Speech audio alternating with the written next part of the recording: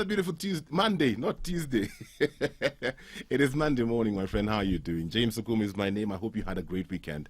And you are looking forward to Motivation Monday. Last week, we talked about purpose. And the big question is, what is purpose and how do I discover my purpose? And we had a very interesting conversation concerning that. But then the question begs is, so what? Now that I know my purpose, how do I embrace it? How do I move forward with it? What are some of the things I need to do to be able to embrace this purpose and actually actualize it? Because it's one thing to know, it's another thing to actually do it. And the way we live life today, the way life has been structured today, how do I embrace that purpose? Especially if it is something the exact opposite of what I'm doing. You know, we have jobs or we have businesses because we need to make some moolah and pay the bills. So, okay, my purpose is something totally different. How do I even embrace it? Who will pay the bills? Where do I begin? That's the conversation we want to have today as we pick up from where we left off last week. And I'm asking you, do you know anybody who knows their purpose and they have embraced it? Share their story with me on 20316, WhatsApp 0786316316. I already have our international guests responding and waiting for today's conversation. You have Roy in China here who's saying, great talk, I'm really learning a lot. Tunaanza sasa hivi. I also have Phyllis Ndongo from Saudi Arabia saying she doesn't know her purpose, but she needs to know it and embrace it. She's waiting to learn today. Fanwell, you have a question. We'll get to that shortly. And then Shiro, also, you said last week you really enjoyed the conversation, and today we take it a notch higher. So today it's all about embracing your purpose.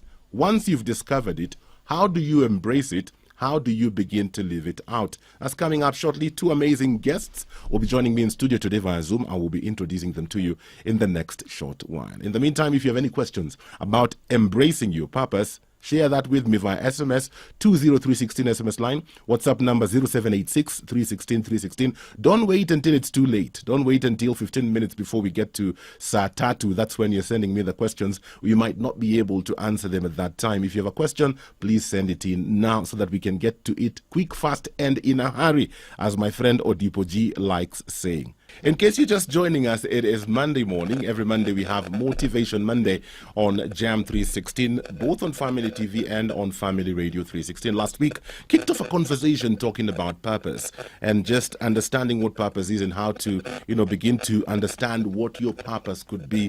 Today we take it a notch higher and we talk about how to embrace that purpose and make it the reality that you live in. I've got two wonderful guests joining me in studio via Zoom. Esther Mwaneki is a life coach. Esther, how are you doing today?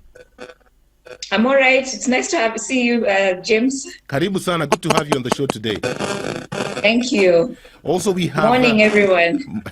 Also, we have Samson Mung'athia. Samson Mung'athia is a speaker, an author, and a mentor. Samson, how are you doing?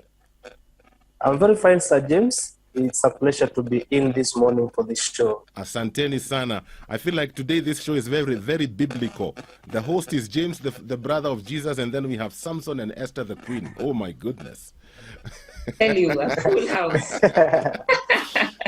Okay, let's begin by defining purpose again. I know we had defined purpose with the guest we had last week, but for the sake of somebody who's joining us and they didn't listen to last week's show, when we talk about purpose, what exactly are we talking about?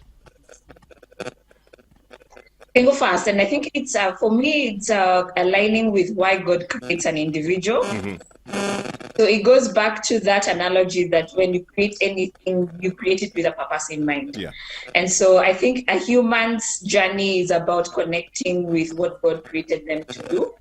And it's almost like innately we know when we've connected with it. So I think purpose is that inner thing that God creates a person, and almost like it's called to us on a continuous basis. Okay. Samson, do you agree with that or you have another definition? Yeah, I totally agree with it. Mm-hmm. Just to add, it's the very reason why you exist. The reason as to why you came to be. That's the purpose. So it's all about the why, and then now the rest is just you should just surround the rest around the why. So purpose is why you are here, or what are you doing here? Why are you around? Great. Somebody's asking, can you have more than one purpose? Because they are feeling like they have more than one purpose. I really don't think so. we have one purpose, only that you can have so many ways of expressing your purpose or serving your purpose. But really, in life, purpose just it's one. Your why is one, but the way of expressing it would be just through different channels, kind of. Okay. Some people have of the school of thought that this purpose thing is so overrated. I mean, as long as you're living life, you're helping your neighbor and loving them as you love yourself, you love God. What's the big deal about purpose anyway? Yeah, I think that's a good question. And it's a question that I ask often because I wonder if my grandmother knew anything about purpose. Yet I think she's living a full life. Yes. I think it's a word, but if you set aside the word and you focus on what it's about, the why, as Samson talks about, and that why doesn't have to be called purpose, but it is a why. So even when I talk to my grandmother, what I hear her say is she had a big why. It may have been about feeding her family, ensuring that her children grow up to healthy, useful people in society. That was a purpose. I think in a lot of modern conversations, it's focused on that word purpose. And so people feel threatened. They feel like some people know purpose, some people never know purpose. But ultimately, if you take away the purpose word, because I think sometimes it's just a threatening word, and just keep at the center of why do I live? Why do I do what I do? And if you have clarity over that, then you have a sense of purpose. And I like what Samson talked about earlier in terms of the many ways to that purpose, that it remains the same thing. And I like when I put it says that life is lived forward but understood backwards. A lot of people do not connect the dots until way later in life, but you are in a sense living out your purpose. So in that way, I feel we all in one form or another, if you're searching, have some sort of purpose. It's just the pressure sometimes incapacitates them. Okay. Now, in talking about embracing your purpose, many times when I hear a good number of purpose coaches, when they're speaking, they usually say how I discovered my purpose and then I left my job and then I connected with my purpose. And I keep wondering, does it mean all of us who have jobs have no purpose? That when we connect with our purpose, we have to leave our jobs. And interestingly, most of the purpose coaches I know are bankers. Good point, actually. It's very most of them, I've never... Is it that we discover, it is in that moment when you're in the banking hall that you discover, surrounded with all this money, if this was mine, what would I do with it? I know my purpose. And then I leave my job and then So I'm just wondering, do I have to leave my job to embrace my purpose? I really don't think it has to be like that. It's only that most of the times, the form of employment that you're in, a majority of the people you find they go there just maybe for the sake of the job security or money or something like that. So it could be that you have to leave the job, but then your purpose also could be aligned to the job that you're doing. So it's all about knowing the why, because what I believe is you can have the job and still live your why. You can use the job, the job can just be a channel to support the why, because remember, the reason for existence is the purpose, but then the job is just a means or a vehicle to assist or to enable you to express that purpose. So you don't have to leave the job, but in case if it doesn't marry with your purpose, then it's okay, you can leave. Can you give me a practical example with that? Where somebody has a purpose, but it's not aligned to their job, but they're using their job to finance their purpose. Give me a practical example. A practical example would be your purpose, your passion for, let's say, for the street children. And you feel like your purpose is just to serve humanity by assisting the less privileged. Like, this is the why. The why you exist just to serve humanity. Yeah. And then you're there working within a banking sector, like we're saying, in a bank kind of a setup. Then you can work in the bank, get the money, and then maybe finance a foundation or something like that. So it's just the job becomes a means to supporting your purpose. Okay. Yes. Keep going. I think there's an element of our current job settings don't facilitate purpose conversations. Very true. And that's why many people feel the need to leave to find their purpose. I'm one of those who left. So I worked as an accountant. Oh, you're not in a bank? You are still around money. I was actually even not in a bank. So I think what we're saying about banking is true. Yes. I worked with PwC for about 6 years. I worked in UK for 2 years. I worked in a bank for 2 years. But for me, the thing I never got a chance to was to reflect in each of those steps. Why am I here? Mm-hmm. And I think that's what makes many people step out of employment.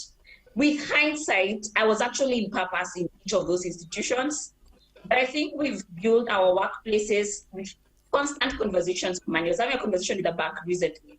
And one of the things I kept telling them was, in this decade, and I think the one thing that COVID has released us from, Mm-hmm. and hopefully we don't go backwards too, is sort of a heavy focus on capital that takes away the humanness of human beings. Yeah. And I think that what happens in a lot of employment spaces, we are so focused on day to day, but that we don't end up having conversations of why are we day to day. And I think the most purposeful institutions are actually banks. I remember I was working as a head of risk, and I remember one day seeing a very old woman walking into the bank, and she deposited her money with us. And for me that day, I connected with why I was in that bank. Okay. It was to ensure that that woman's money reproduces and it is safe. Mm-hmm. But that's not the conversations we have in banks. The conversations we have in banks are about interest, getting more money. Yes. And so I think the problem is not necessarily that people can't get purpose within employment. It's that our current setting of work is so focused on external goals that we forget it's human beings who are doing those things. I'll be very interested to know how you found your purpose and how you connected with it. We'll talk about that in a bit. It's about 8:15. We are talking about embracing your purpose. Samson and Esther and James in studio with us today, my friend. It's a biblical show.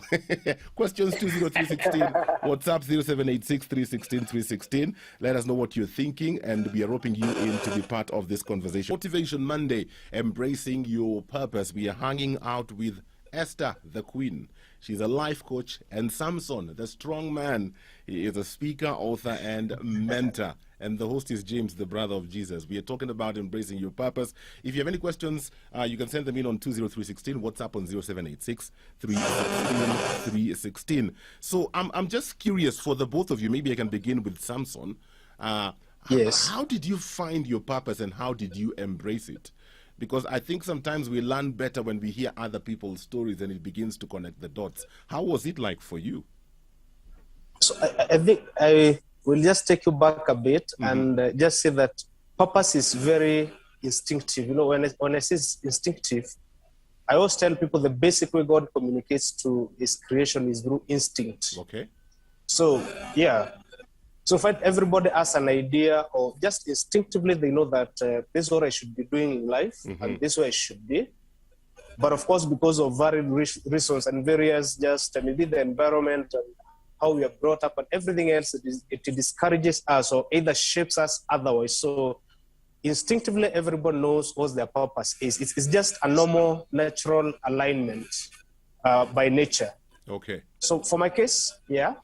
So for my case, I think it's quite also not, I wouldn't say accidental, because somehow nature and been aligning it, because across life, all the major places I've just found myself in a position of, just influencing people right from high school, even before high school, in positions of leadership, getting to campus, getting to do whatever you're doing. But anyhow, I used to find myself in a place whereby I'm just somewhere talking to people, because basically that's what I do today a lot. It's just speaking. So naturally, there was somehow I was inclined towards finding myself in a position of leadership, in a place whereby I'm going to be speaking to people. But back then, I didn't know it has anything to do with my life or whatever I do. But of course, with time, I came now to realization that my purpose is just to inspire people, to inspire generation. That's what I like telling people, to inspire people to live their dreams, because I realize many people are just dormant somewhere. They're just stuck in life. So, and they just need maybe a gist of once to move out of their comfort zone. So it's quite a process. I would say it's accidental, but it's a process that comes instinctively. If you learn to listen to your instincts, somewhere you get direction of a sense of purpose. Okay. Esther, what about you? Once you had some very nice jobs. Why did you leave your job to embrace your purpose? So I'm trying to figure out a way to summarize that. But for me, in terms of what I consider to be my purpose, it's that I'm called to build. I build people, I build institutions. I feel you. And, sorry? I feel you on that one, build. Yes. And it's something that has unfolded over time. So, like Samson, if I look at my background, I've been a leader for a good chunk of my life. I'm an introvert by nature, but somehow I always stepped into the spaces of leadership. One of the bigger ones was in high school, actually. I was the school captain of my school. But I was those people who would lead and I would step back, which is my preference, because I prefer to lead from behind. And when I finished high school, I joined campus. I did accounting. My father is an accountant, and this thing about accounting and just it being a good career had been already planted in my head. And I finished campus, got a good job, and I was doing really well, actually, in the organization. I was sent on secondment to UK for 2 years. But I actually didn't finish my 2 years. I did 1.5 years. And for some reason, that process of stepping away, and I think it's the way God works. It's what he tells Abraham, leave and go. And through that process, you hear more. So for me, those 2 years, I had a lot more questions than I had answers. And I kept asking God, what's the difference between this continent that's beautiful, has systems, has structures, and the one that I left at home that I love, but which every time I go home, I'm fighting with traffic, I'm fighting with roundabouts, and I'd come home every 3 months. But for me, the question had been settled of, we can do better. And so by the time I came back, I left PwC, I joined the bank, but the voice had already started its work, and I wanted to, and the thing that God had revealed for me was our gap was around leadership, that we need to be able to have leaders who serve the country. But because of historical issues, we have more of leaders who serve themselves and their own interest. And so the journey started to be around what would it take for us to raise leaders who make a difference within the country. The other gap that I kept seeing was, for me, though, I was privileged enough that my first employer was very intentional in terms of training, mentoring, coaching. And so by the time I was joining the bank in my 8th year post-campus, there was such a difference between me and many of my peers, but even just generally, I could lead with ease. And I started to see how organizations don't invest as much as my employer had in terms of training, coaching, and mentoring. And we spent a lot of time talking about half-baked graduates, but the reality is there's nowhere in the world where there's a full-baked graduate. The whole world is working towards that through intentional training, coaching, and mentoring. And so stepped out of the bank, started a mentoring program there, but eventually stepped out and started an institution whose job is to work with the youth to activate their purpose. And for me, when I look back, it looks like I discovered or encountered my purpose. But when I look back, I see even in PwC, I used to do a lot of training. I was part of the learning and education team, an accountant who loved teaching. My mom is a teacher. My family is a teacher. It's in the blood. And I think it goes back to what Samson was saying. If you look back, you see that it's not that one thing happens. It's that God takes you through a journey that connects those things. I think one of the big questions for a lot of people, those people who have an idea or who know what their purpose is how do I get into it? Because there's a system by which we do life. You know, we get jobs, we earn a living, we pay our bills. Or you start like a business, you make some money, you pay your bills. That's how we do life. And so I think the big question for a lot of people is, how do I connect? Because I still need to pay my bills, and I still need to give time to the work that I'm doing, the employment or the business. So between the money and the time, how do I begin to embrace the purpose? Because it seems like there is no money for it, there's no time for it. What do you do, Samson? One, I think it's really a situation that has caught many people. But then again, I also want to remind them that if you're truly in your purpose and serving your purpose, then also it comes automatically that somehow you will find a way of funding your life, because your purpose actually should drive your entire life. But then there is that gap in between transitioning either from employment, because I also did the same. I was in a job setup, I was in a finance sector, also in insurance. But with a basic, I'm a trained teacher, that's my background again. But then I believe if you align your purpose, your life along your purpose, then it is going to address the issues of how do I sustain my life. But till then again, there is an element of fear in between. Because what is holding people in those jobs that were saying that are unfulfilling, they are not satisfying, is just fear. You know, what happens if I don't do this? So, but again, it comes to a point where you have to choose either to live with your fear. I mean, you live within your fear now. That is, you satisfy your current fears by holding on that job, and then regret later not living your purpose, or jump the ship.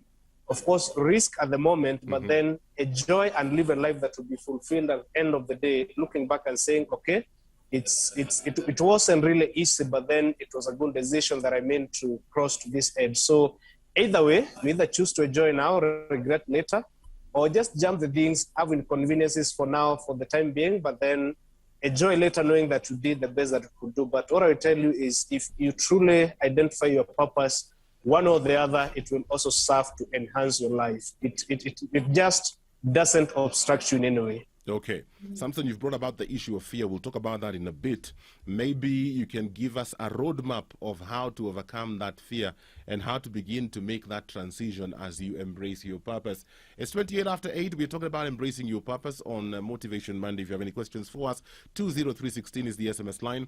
WhatsApp number 0786 316 316. Motivation Monday, it is all about embracing your purpose. Now that you know it, how do you embrace it? How does it become a part of your everyday existence? In studio with us today via Zoom, we have Esther Moneki, who's a life coach, and Samson Mung'athia, who's a speaker, author, and mentor. Some of the comments coming through. Kiprotich Caleb, all the way from KCA University, Nairobi. You say purpose reminds us of our responsibility. Our purpose enables us to go on. We are created for a purpose, but it doesn't mean we stop doing our daily routine, for it is by faith that we get to know who we are and what we are meant to do. Moving from one job to another is not finding purpose, but looking for passion where someone feels complete and satisfied. How do you know that this is your purpose? That's a question a lot of people are asking, which is why we did the show we did last week. Sam is saying, I'm all about purpose, and I believe that unless we are walking in our purpose, the fulfillment and contentment that we are all seeking for is going to be elusive. Thank you for that. Wamboi Nakuru, you say you have no idea what your purpose is. Another comment here, you say you're not very clear on what your purpose is yet. I hope that these conversations are helping you to begin to get in the right direction. So, back to the conversation. Esther, I'll throw this one back to you because Samson earlier on mentioned fear. And a lot of people are held captive by fear because we have this routine of life that we are used to. I go to the office, I host you guys in my show every morning, I get a salary at the end of the month. I know what to expect.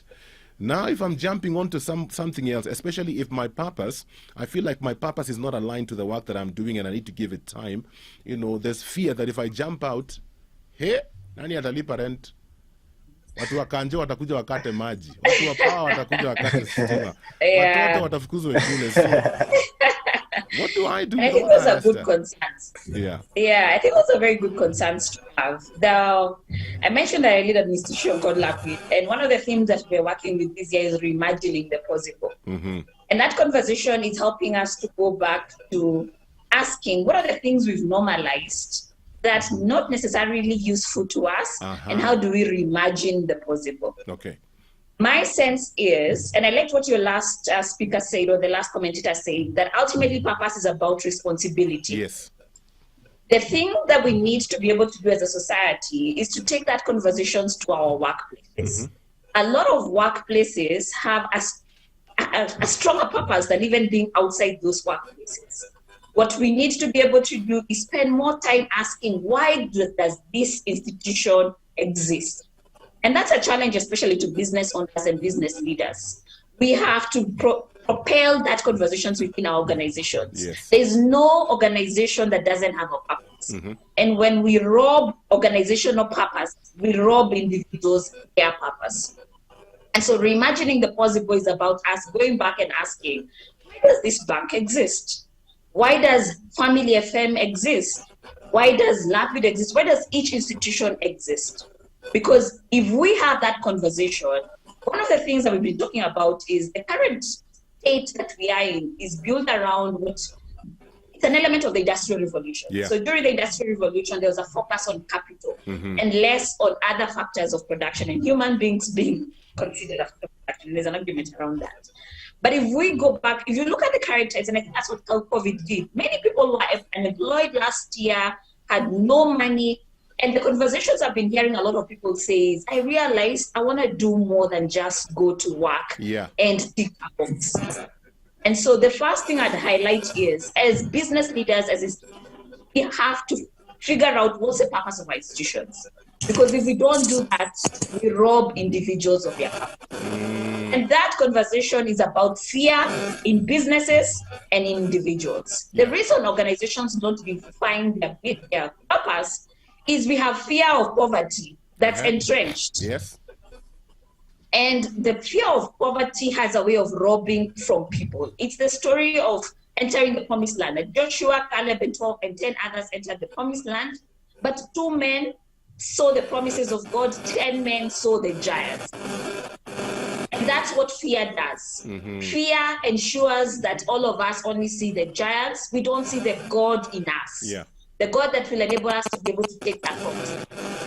And that's not to say there is no conversation that you won't pay a price. I can tell you, for me, the last 6 years, I have paid the heaviest price for the choices that I have made. But I think that's the thing about every choice. Saying you pay a price. Staying in a place of no purpose. And for me, I'm very clear that many institutions have a sense of purpose. We just need to have those conversations. And not just for the institutions, but for the people that we work for. Because purpose is ultimately about our responsibility to society. For you, James, the reason you're seated there at 6 o'clock is your responsibility to your family, yes. But more importantly, your responsibility to society.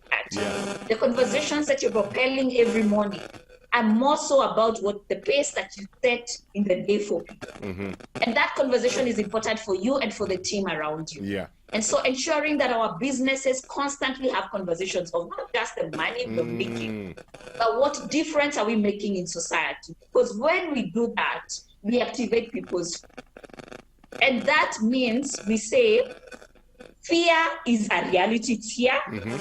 But bigger than the fear is the God that's inside of us, that calls us to do greater things and to ask, why does my business exist? And what's my role in that business? I always say that I think the thing that colonialism stole from us the most is purpose. Wow. It's because when I talk to my grandmother, as much as she doesn't talk about purpose, she had such a strong sense of purpose. She says she used to be at 5 a.m. in the chamber because at midday, the sun was going to be very strong. And the reason she was there is because she needed to make sure that she has quality tea so that she sells it and feeds her family. When I talk to many men, they had a strong sense of purpose of protecting their society, protecting their communities. We went to a situation where people have to have a slave master standing in front of you to work. And that's the place we rob purpose. And less about us and my gifts and me serving society, me serving my family, and more about a human being standing in front of me with a stick to look at what I'm doing. And that's the place we rob purpose. And so reimagining the possible is asking, how do we take ourselves back to where we've come from? Where we had a strong sense of purpose, not a directed sense of purpose that meant about I work because of money, I work because somebody's supervising me, but because you work wherever, whether you're employed or not, you work for yourself. I think the bigger fear is not poverty. The bigger fear is for us to be able to take ourselves back and stand and say, in every environment, bank, schools, what's the purpose? You've gone deep on us, eh? Just like I'm Queen Esther after all. But I love what you're saying. I want to bring this to you, Samson, because the reality on the ground is this. At the end of the day, if you ask a lot of people why they go to work, they will tell you because they need money. You know, and so money has become the purpose as to why we do what we do, so much so that if I can get to the end via any shortcut, I'll do it. That's why corruption is on the rise in the country today. You know, just like what Esther is saying, we are no longer thinking about how can I serve humanity. We are always thinking about how can I make more money. If I can cut corners here and make money, that's why we are always looking for better paying jobs. We are never looking for jobs in line with what we think we are supposed to do. No, we are always looking for better paying jobs. The question then is, how do we change this narrative? Because it's the same narrative we are feeding to our children. Well, I think I want to pick it up from, I like the examples that Esther is giving about her grandparents. Yes.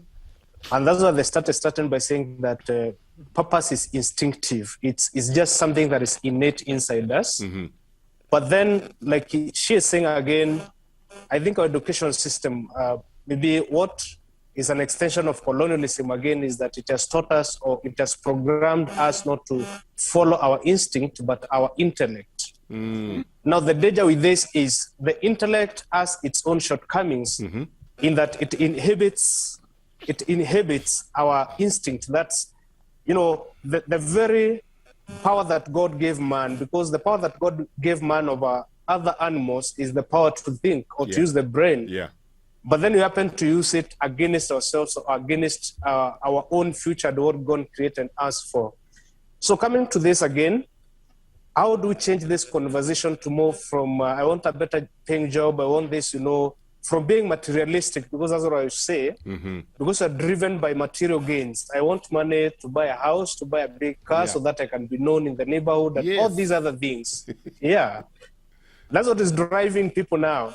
But then I normally ask people, what happens if you climb that ladder, the career ladder, or whatever, you go to the apex only to find that you're in the wrong place, because the people have done it.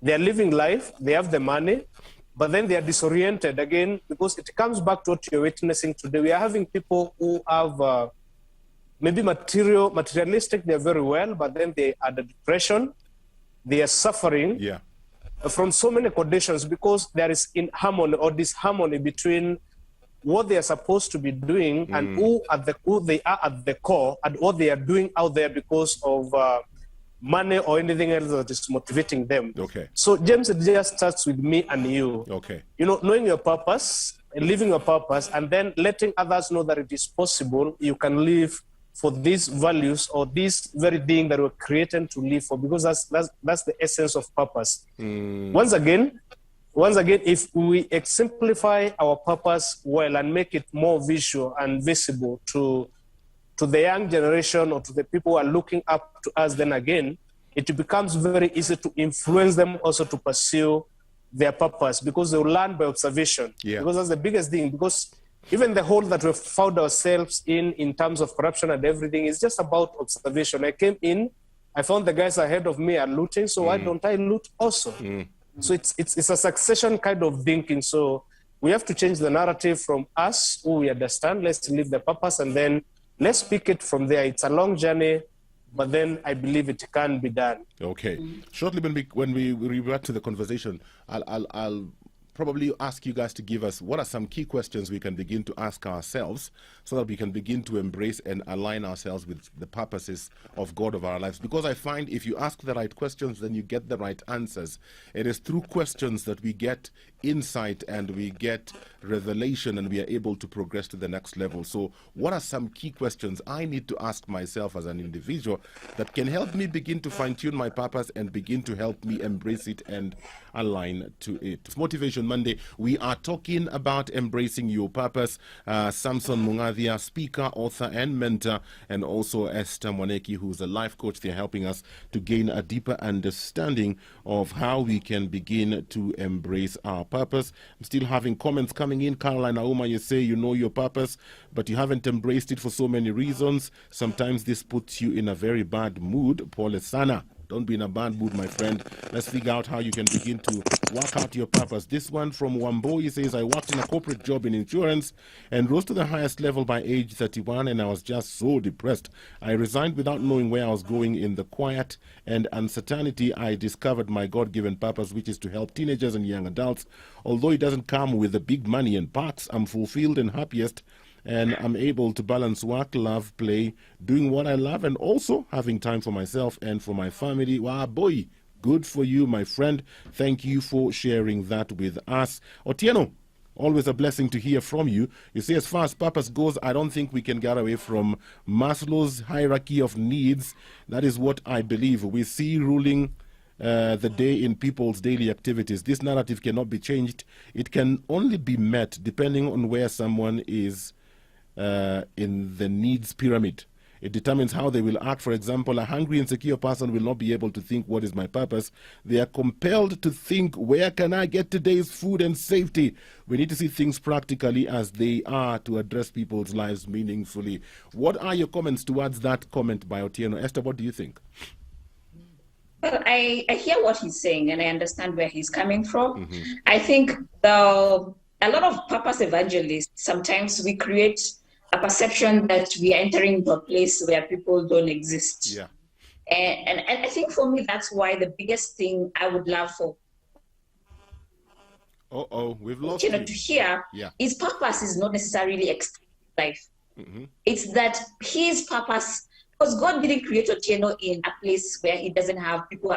God had a plan of Otieno. And so in his current environment, where he works, in whatever environment, it's for him to be able to ask, if I was fully present in this place, how would I serve humanity? And sometimes the answer is as simple as, how do I serve my boss? Yeah. And ensure that my boss is then able to do 1, 2, 3.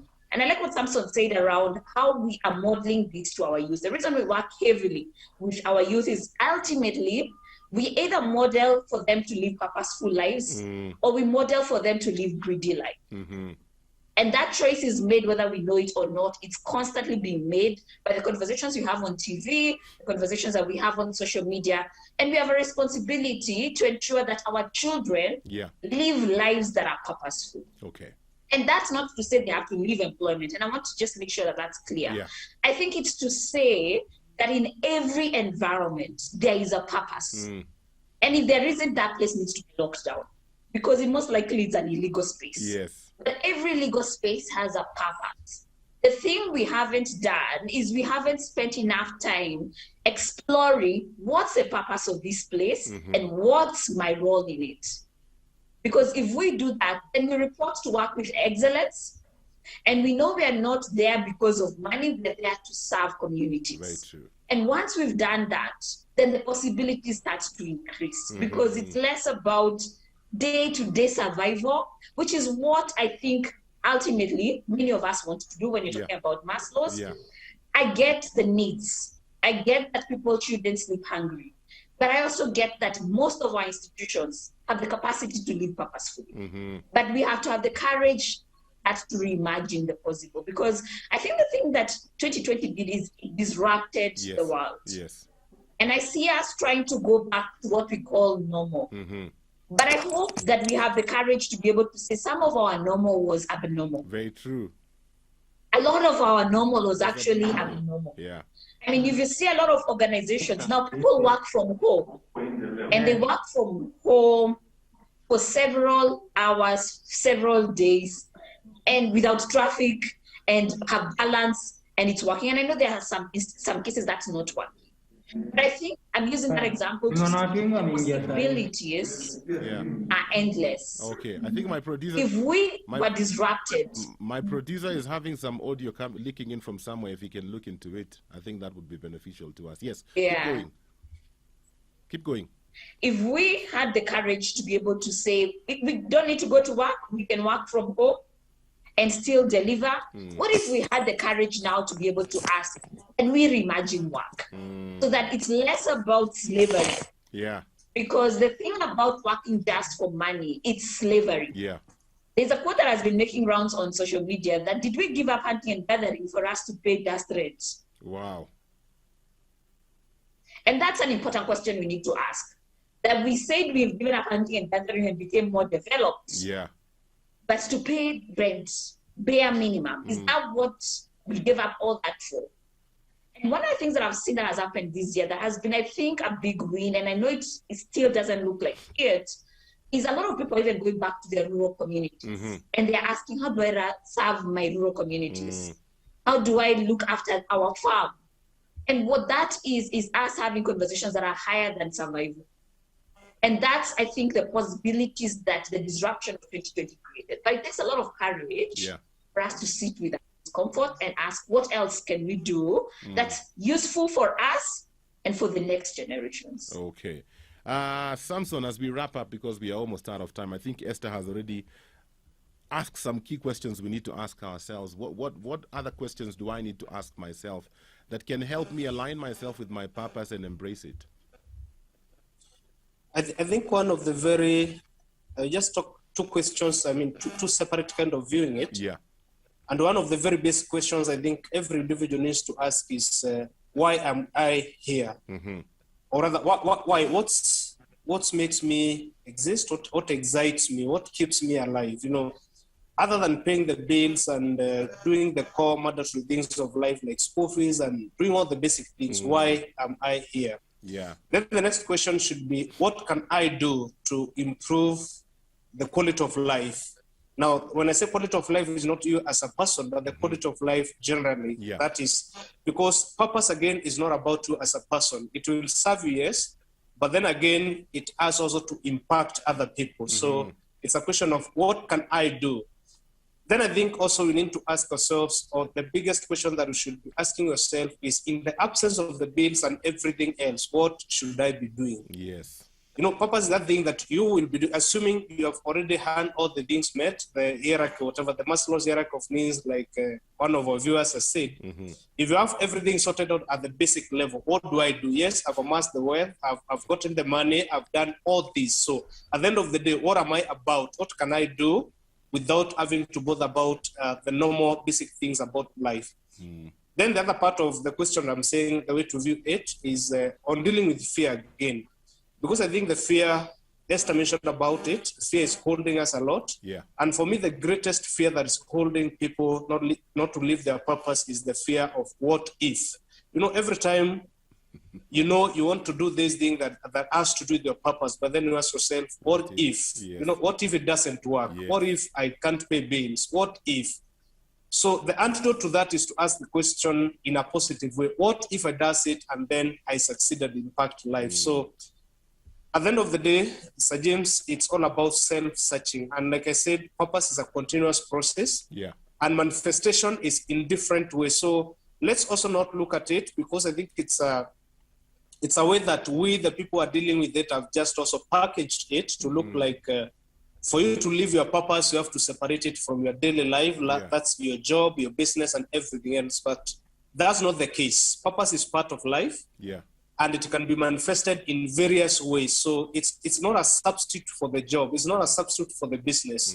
And it's not a substitute for the basic way of living. It's a way, how do you live a life of impact and satisfaction while still doing that very thing that we're doing? So in as far as we talk about living the jobs and everything else, I think purpose has a sense of direction and future life, and nothing to do with the payment of the bills and all these other things that have to do with the material and power that comes with the jobs and everything else. Okay.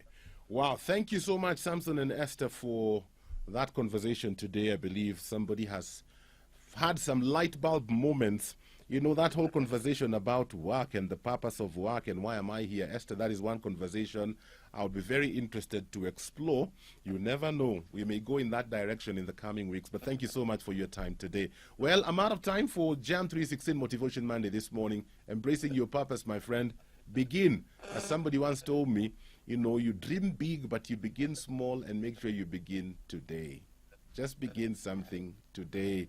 You know, many times we are afraid to start because we want to begin huge. No, just begin the littlest form of fulfilling that purpose that you can get into that For today. this and more of our shows, log on to www.familymediaonline.com to enjoy a wide variety of programs, from current affairs to testimonials and features, pastoral and inspirational shows, kids entertainment, and so much more. Also stream live on www.familymedia.tv.